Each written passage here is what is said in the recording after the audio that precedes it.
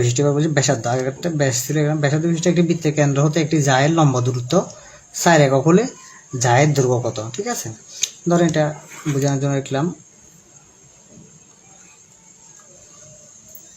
AC একটা যা লিখলাম। হ্যাঁ, এটা বলছে লম্ব দূরত্ব লাগবে আমাদের।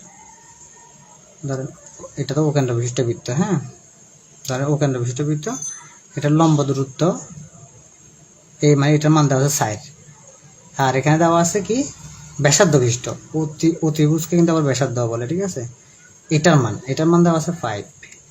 তাহলে এটা আপনার এটা হচ্ছে লম্ব, এটা হচ্ছে অতিভুজ, আর এটা তাহলে থাকতেছে কি এটা হচ্ছে ভূমি।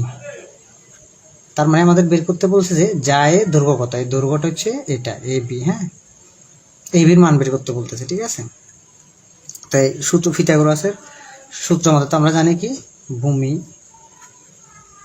ভূমি স্কয়ার যোগ লম্ব স্কয়ার সমান প্রতিভুজ। হ্যাঁ, ত্রিভুজ স্কয়ার।